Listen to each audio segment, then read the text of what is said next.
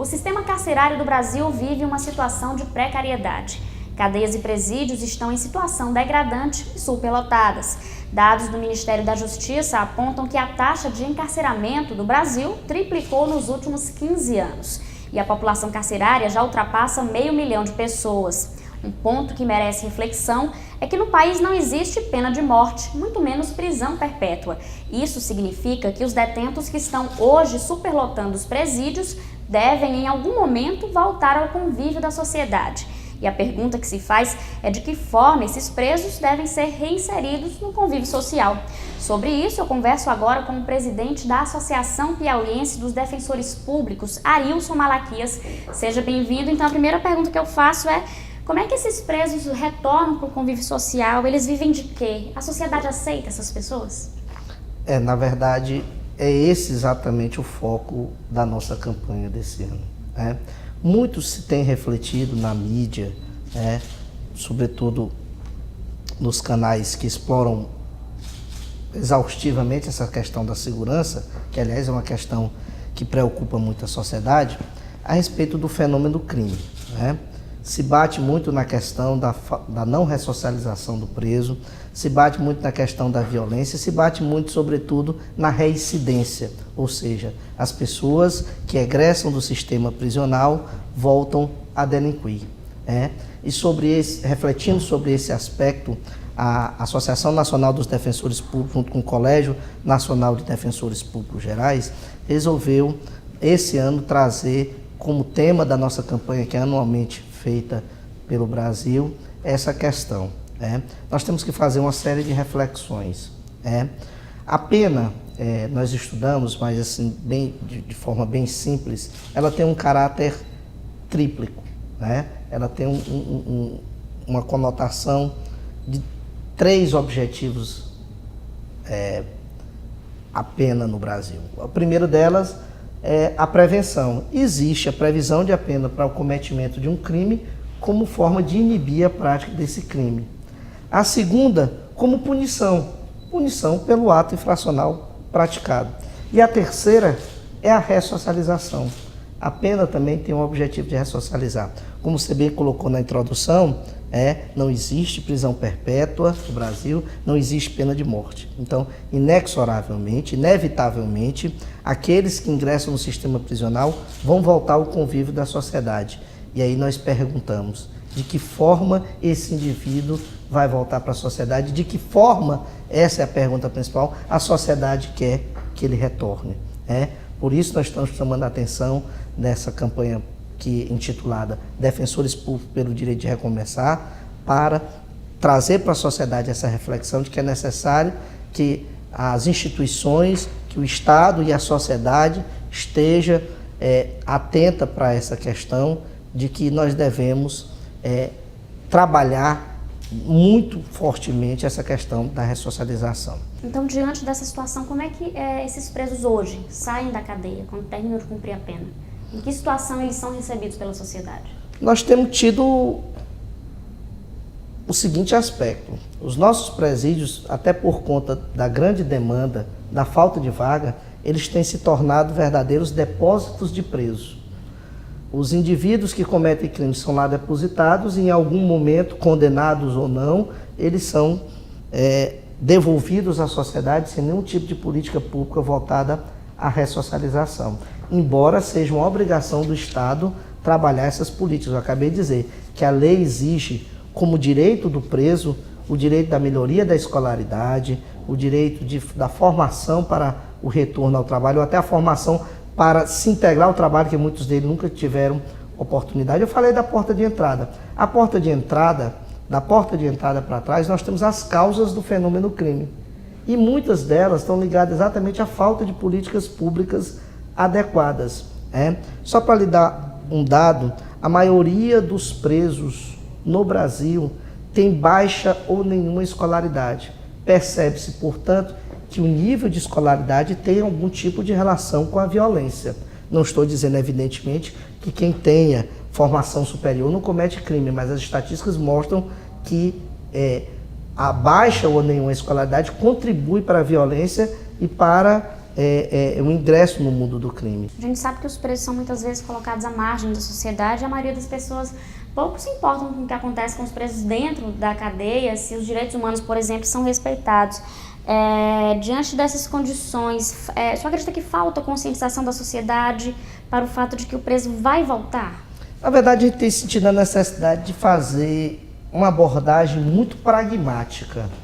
Embora a gente sempre tenha trabalhado no sentido de ver que a sociedade perceba que a política de respeito aos direitos humanos ela é uma política que se faz necessária a uma sociedade dita civilizada, nós preferimos, nesse aspecto da criminalidade que tem sido tão combatido desfavoravelmente ao indivíduo que se insere no mundo do crime, nós temos abordado, repito, de forma pragmática a questão. No início, repito, da sua abordagem você falou que preso irá sair do sistema prisional. Esse indivíduo será devolvido à sociedade. E é exatamente a adoção dessas políticas de respeito aos direitos humanos, de respeito aos direitos do condenado, de se inserir dentro desses programas, ela traz aspectos positivos para a própria sociedade. É a sociedade que vai se beneficiar disso. Se nós continuarmos diante dessa realidade de hoje, que é de simplesmente depositar indivíduos aglomerados em cadeias públicas, onde eles ingressam muitas vezes por infrações de menor potencial ofensivo e saem de lá escolarizados no crime, porque não tem nenhuma atividade desempenhada que o desvie dessa atenção, pelo contrário, ele é segregado, ele é maltratado, é um indivíduo que é jogado lá dentro e desrespeitado dos direitos mais indispensáveis da humanidade. Outra crítica da sociedade é com relação ao custo de um preso dentro de uma penitenciária, geralmente é de R$1.000, um valor muito superior ao do salário mínimo. Como é que o senhor avalia esse custo? De que forma isso poderia ser abonado, por exemplo, com o trabalho do preso dentro da cadeia? Não, o preso, inclusive, existe na nossa legislação incentivos de toda a natureza para que tanto o poder público como até a iniciativa privada aproveite essa mão de obra do preso. Então ele vai estar não só vai estar com o custo, que é um custo do preso, mas ele vai estar devolvendo à sociedade em produtividade. E aí eu tenho até um número positivo aqui para o Piauí, embora eu tenha uma outra reflexão. O Piauí é um dos estados no Brasil que tem o maior número de presos realizando alguma atividade laborativa dentro do sistema prisional. Essa taxa, pelo menos em 2012, ela foi em torno de 24%, ou seja, 24% dos encarcerados no Piauí desenvolve algum tipo de atividade laborativa dentro do sistema prisional. Veja, ele é o quarto do país, empatado com o Goiás. É um número positivo. Existem exemplos de prisões mais humanas que conseguem reinserir o preso na sociedade? E aqui no Piauí, existem exemplos de ressocialização? Claro. Nós temos várias políticas, e aqui a gente costuma sempre, quando se refere ao sistema prisional, fazer críticas negativas ao funcionamento das instituições que lidam com isso. Aqui especificamente a Secretaria de Justiça do Estado. Mas a nossa Secretaria de Justiça ela tem uma série de iniciativas voltadas à ressocialização. São cursos profissionalizantes, são salas de aulas montadas dentro do presídio. Nós temos um exemplo, não sei se posso citar aqui, de uma empresa privada que mantém dentro da penitenciária Irmão Guido uma fábrica de rodas de bicicleta, onde esses presos trabalham, são remunerados, e aí nós já temos informações de que alguns deles, terminada a pena saída do sistema prisional, têm sido contratados pela empresa já fora, já egresso do sistema prisional como funcionário e têm tido bons resultados. Então os resultados positivos existem. O que não existe é a contento a adoção dessas políticas voltadas a esse aspecto do cumprimento da pena, esse aspecto do encarceramento. Um criminoso que termina de cumprir a pena, ele não pode ser chamado de criminoso. Nesse caso, o crime deve pesar sobre essa pessoa ou não? Não. Na verdade, nós temos o seguinte: muitos dos egressos do sistema prisional ainda estão cumprindo pena. Esse é o detalhe.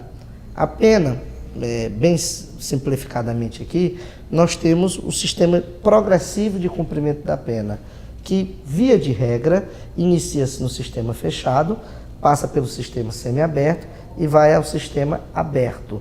E durante... a liberdade condicional. Que tem um livramento condicional, que é também da execução penal.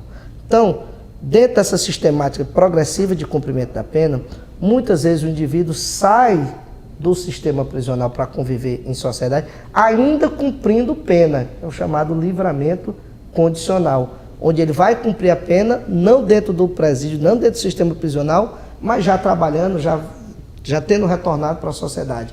E durante um certo período, que chama-se período de prova, ele vai cumprir determinadas restrições no cumprimento da pena. Então, esse indivíduo já retornou ao seio da sociedade, ainda cumprindo pena. Ele é o egresso condenado em cumprimento de pena.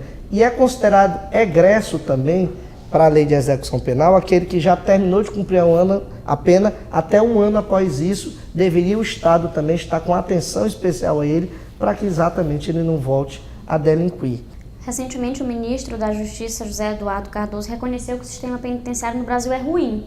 Ele chegou, inclusive, a dizer que se fosse para cumprir muitos anos em algumas das nossas prisões, ele preferia morrer. Diante do próprio ministro fazendo uma declaração dessa, a gente pode dizer que o sistema prisional tem solução? E como é que a gente vai conseguir convencer a sociedade de que há uma solução? Bom, quem coordena o sistema prisional no Brasil, a coordenação é da União através do Ministério da Justiça. Cada estado, evidentemente, que tem o seu órgão, mas hoje, inclusive, um dos principais financiadores do sistema prisional brasileiro é o Ministério da Justiça. Muitos dos recursos que são gastos no sistema prisional são através de convênios do Estado com a União, através do Ministério da Justiça. Então ninguém melhor conhece essa realidade. Você me perguntou se tem solução. Certamente que ele fez isso, os diagnósticos são feitos anualmente, e nós, inclusive, temos dados, eu digo a Associação Nacional dos Defensores, sobre como funciona o sistema prisional. O Judiciário tem dados sobre isso. O próprio Congresso Nacional andou fazendo CPI sobre essa questão, fazendo levantamento dessas informações. E a gente vê que existe uma série de problemas. E todos esses problemas, muitas vezes, a maioria deles, esbarram na questão dos recursos.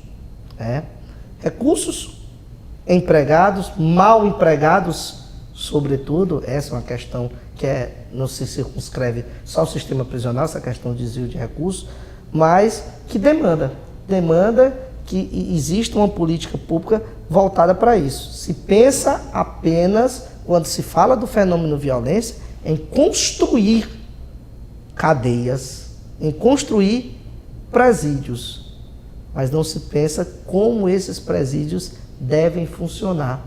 E aí volta aquela questão inicial. Se for só para depositar presos, se a política é só de construção de vagas de presídios, nós vamos estar enxugando o gelo. Eu falei então com o presidente da Associação Piauiense dos Defensores Públicos, Arilson Malaquias. Muito obrigada pelos esclarecimentos. Eu que agradeço.